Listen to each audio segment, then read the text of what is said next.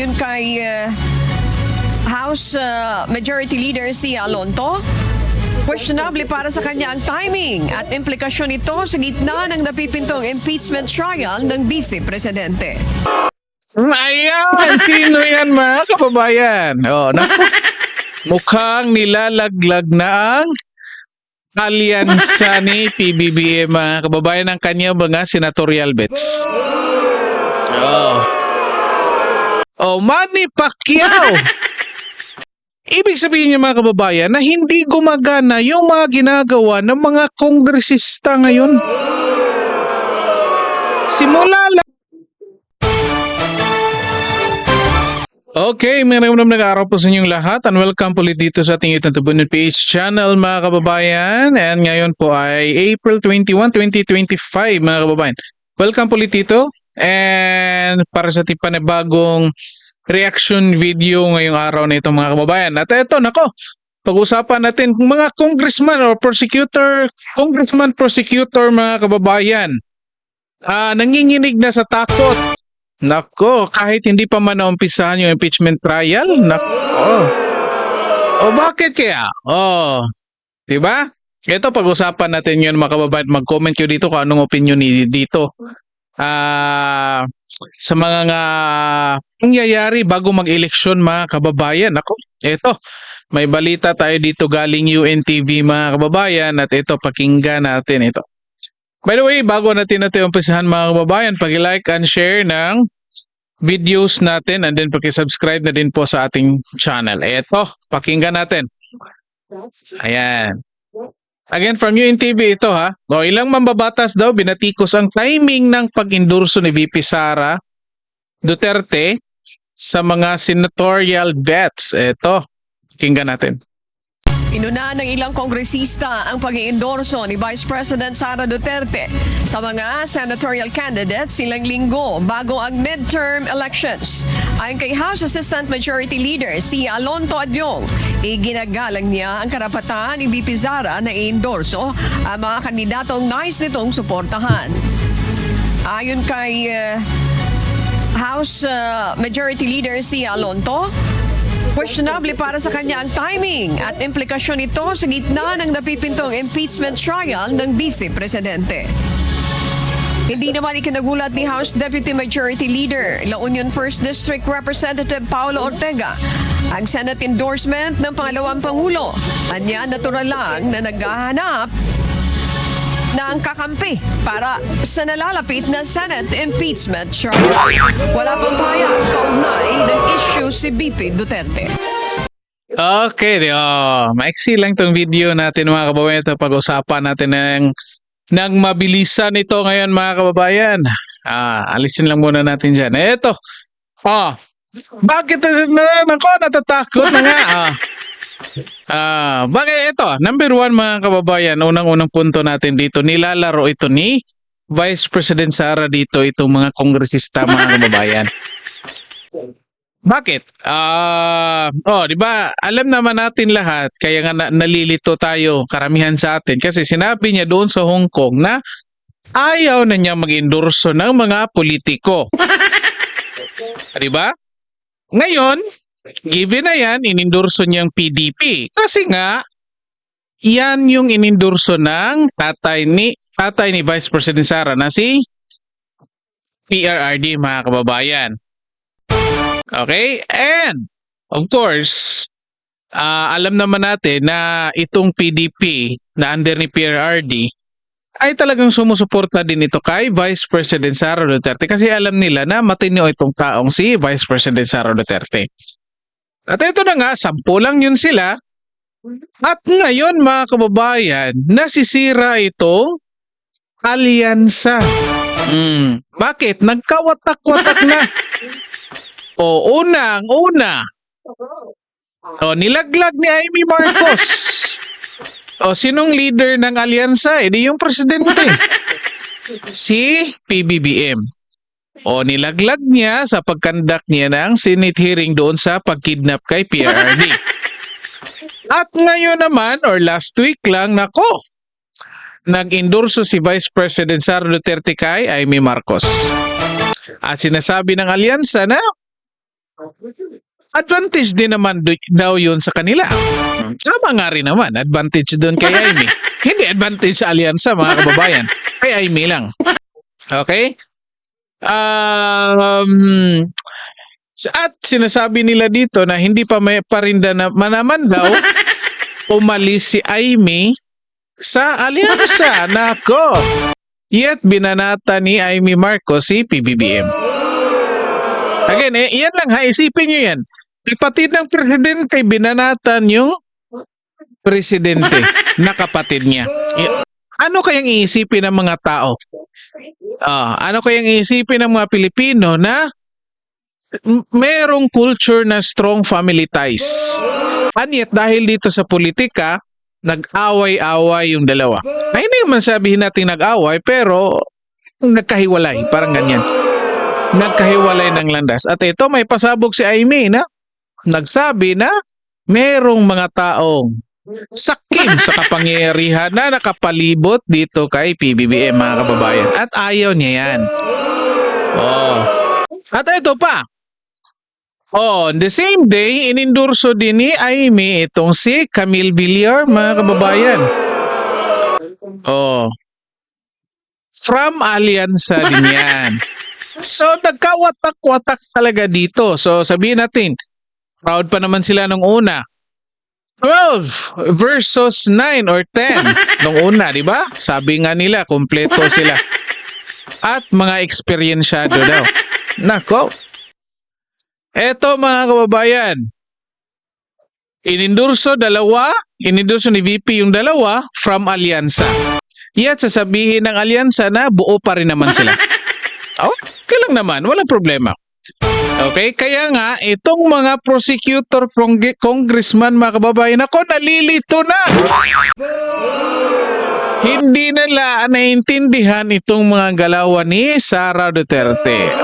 Di ba? Ito. So, mga kababayan, yung PDP laban, given na yan, suportado na yan, inendorso na yan ni Vice President Sara Duterte. Yung 10, given na yan, ha? PDP laban. At ito, problema ito ng prosecution team, prosecutor congressman, mga kababayan, kung pagkatapos ng eleksyon ngayong May 2025, ay makakabalik pa ba sila? Yan din yung issue dito. Regardless kung sinong manalo, mga senador, mga kababayan, questionable pa rin kung yung pinili ng mga prosecutors ay makababalik. Halimbawa, katulad ni Jewel Chua, mga kababayan. Nako, ewan ko lang kung makakabalik pa yan. Sino pa? Karamihan naman dyan, mga party. So, sabihin natin makakabalik pa. Assume natin. Eto, anong mga implications ngayon, mga kababayan? Bago natin puntahan yan, ito pa pala. Mayroon pa pala tayo dito. Isa na naman taga-alyansa, mga kababayan. Umalis na rin. Hindi pa naman tayo sigurado. Pero, nako, may mga pictures tayo nakikita dito, mga kababayan, na kung saan, nako, mayroong mga pahiwatig. Eto, tignan ninyo. Ayan, sino yan, mga kababayan? Naku, mukhang nilalaglag na ang alyansa ni PBBM, mga kababayan, ng kanyang mga senatorial bets. Manny Pacquiao. Si Manny Pacquiao pa naman yung, kung natatandaan nyo, bumaba na ito kay PRRD. Anyat ngayon, sumasama dito. Okay, sabihin nyo si Bato ang sumama dyan. Pero ito, tingnan ninyo. Meron pa tayong isang picture dito, mga kababayan. Baka nagdududa kayo na baka sabihin nyo si Bato ang sumama dyan. Ayan. Ay, teka, move natin. Matatakpan yung mukha ko. Ayan. Sino yan? Juan Pacman party list. Sinong may inendorso? Bato, Bongo at Marcoleta, mga kababayan. O anong pinapahiwatig dito ni Manny Pacquiao, mga kababayan? Matindi ito. Kalain nyo, bakit nagdadalawang isip na tong sabihin nating tatlong mga senator bets ng alyansa, mga kababayan? Bakit paunti-unti nang lumilihis sa kanilang grupo itong tatlo, mga kababayan? O, comment kayo dyan. At ito, yun na nga, pinag-usapan natin si Camille Villar. Kahit sabihin natin, ano mga implications nito, mga kababayan? Kahit sabihin natin na malayo sa survey si Camille Villar, and then, kung talagang hindi mananalo si Camille Villar, mga kababayan, bilang senator, ngayong May 2025, kahit ako nga, hindi pa ako sigurado kung boboto kay Camille Villar. Pero kasi nga ngayon, inendorso siya ni Vice President Sara, so parang ini-evaluate ko ngayon si Camille Villar. Yet again, sabihin natin, palagay natin, assume natin na hindi mananalo si Camille Villar ngayong May 2025 elections. Anong mangyayari? Mawawalan ba si Sara Duterte ng kakampi? Sa tingin ko, mga kababayan, hindi. Kasi, tingnan nyo, meron pang isang Villar na nakaupo ngayon. Si Mark Villar. Di ba? Si Mark Villar, kapatid ni Camille. Anong iisipin ni Mark Villar? Itong pag-iendorso ni Vice President Sara Duterte kay Camille Villar, ako personally, tatanawin ito ng malaking utang na loob ni Mark Villar, mga kababayan. Unless kung hindi inendorso ni Sara. Kaya nga parang nakikita ko na nilalaro ito ni Vice President Sara Duterte, mga kababayan. Itong mga congressman. Kasi ito, inendorso niya si Camille. Matalo si Camille, panalo pa rin si Sara Duterte. Kasi makukuha niya ang loob ni Mark Villar, at the same time makukuha niya ang loob ni Camille Villar. Assuming manalo si Camille. Pero kung talagang hindi siya mananalo, yet sigurado makukuha niya si Mark Villar dito. Okay? And hindi pa natin alam yan. Kasi yung mga Villar, mga kababayan, ang laki ng impluensya niyan sa iba't ibang politiko ngayon. Hindi natin alam na baka isa sa mga senators na inendorso or posibleng mananalo ngayon ay inisponsoran niya ng mga Villar. Hindi lang natin alam. Posible lang yan kasi ito si Manny Villar marunong dito maglaro, mga kababayan eh. Alam din ito kung paano maglalaro. Titignan niya yan kung sino yung posibleng mananalo. Kaya dyan siya susuporta, dyan siya magbibigay ng pondo. Para kung anong i-request niya in the future, most likely pagbibigyan siya.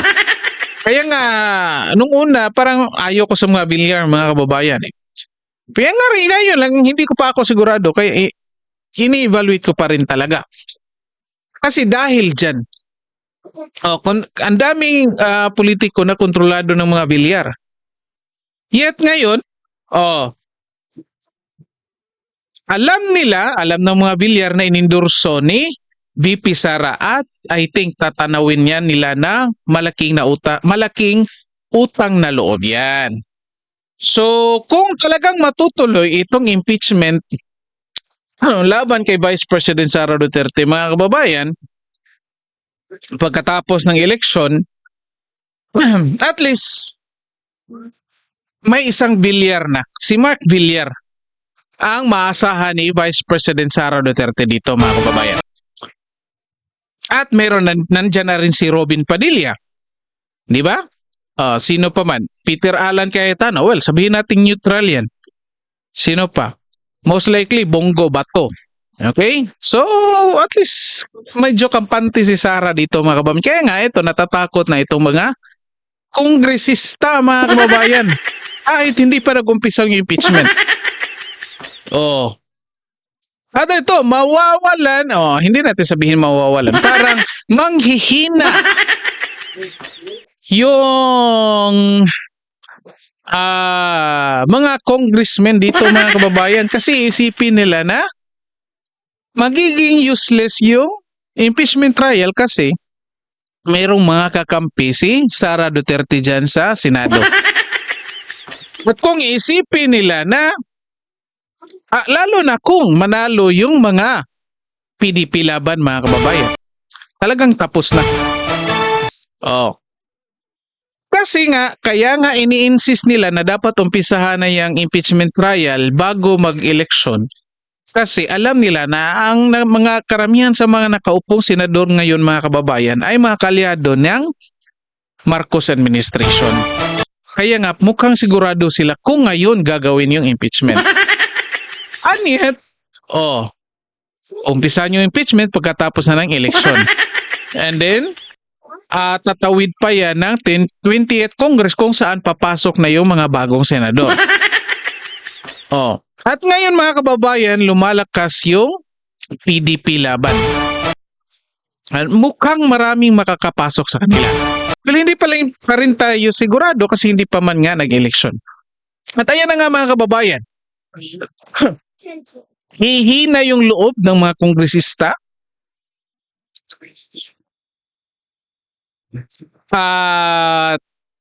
Yun nga kasi para magiging useless itong laban na ito para sa kanila kasi nandyan yung mga kalyado ni Vice President Sara Duterte. Okay? Ano pa? At ito, mga kababayan, itong paninira nila dito kay Vice President Sara Duterte, lalo na sa paglalabas ng mga tinatawag na mga peking pangalan ng mga recipient ng confidential funds, mukhang hindi gumagana. Bakit? Sabihin natin linggo-linggo or every week, ano ba to? Every week sila naglalabas ng mga pangalan galing sa mga listahan na nakatanggap ng mga confidential funds.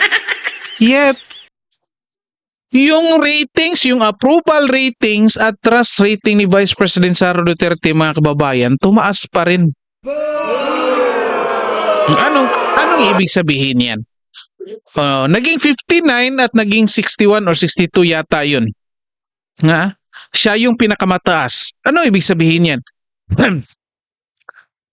Ibig sabihin niya, mga kababayan, na hindi gumagana yung mga ginagawa ng mga kongresista ngayon. Simula last year, sinisiraan na nila si Sara Duterte dyan sa hearing na yan, dyan sa hearing sa Committee on Good Government and Accountability, dyan din sa Quadcom, kasi lumabas din yung pangalan Sara Duterte, until now, and then, nung December, in-impeach nila. Until now, naglalabas pa rin sila ng mga tinatawag nilang mga fake names galing sa mga recipients ng confidential funds ni Sara Duterte. Anong resulta? Mataas pa rin. Tumaas pa lalo yung trust and approval rating ni Sara Duterte. So, ibig sabihin talaga, hindi talaga effective yung ginagawa nila, mga kababayan. Pinagtatawanan lang sila na taong bayan. So, anong posibleng mangyayari nito? Nako, delikado ito, mga kababayan. Expect tayo na baka ngayong linggo or baka sa susunod na mga linggo, mga kababayan, bago mag-eleksyon, posibleng meron na namang ilalabas na bagong issue ang mga kongresista ngayon. Talagang sisiraan nila itong si Sara Duterte at ang kanyang mga inendorso kasi para pagdating ng impeachment trial, mga kababayan, magkakaroon ng tsansa itong mga kongresista na ipanalo yung impeachment trial laban kay Vice President Sara Duterte.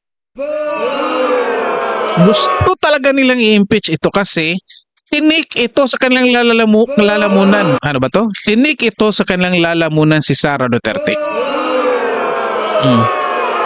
Mabuti pa yung sa akin. Medyo makati lang. Kasi hindi ako nakainom ng tubig. Yung sa kanila, matinik. Parang tinik talaga. Mas masakit yan. Diba? Mas mahirap yan mga kababayan. Mag-comment kayo dito kung anong sa tingin nyo dito ang mga posibleng mangyayari. Ako mga kababayan, nakikita ko. Kasi nga natatakot itong mga kongresista ngayon dito sa mga pag-iendorso ni Sara Duterte at dito sa approval at trust ratings ni Sara Duterte ngayon mga kababayan. Ako, posibleng merong ilalabas itong mga bago ng issue laban kay Sara Duterte. Be it totoo man yan o hindi, basta meron silang paninira dito kay Vice President Sara Duterte. Yan ang nakikita natin dito mga kababayan. Okay. Mag-comment kayo dyan kung ano sa tingin nyo dito. Comment kayo dito mga kababayan. And then, dito na lang po muna tayo. Paki-like and share ng videos natin and then paki-subscribe na din po sa ating channel. Okay? Of course, sa lahat ng nakapag-subscribe na, palakpakan tayo dyan. Maraming salamat sa inyo. Okay, kita-kita po tayo sa susunod na video and then maraming salamat po sa inyong lahat.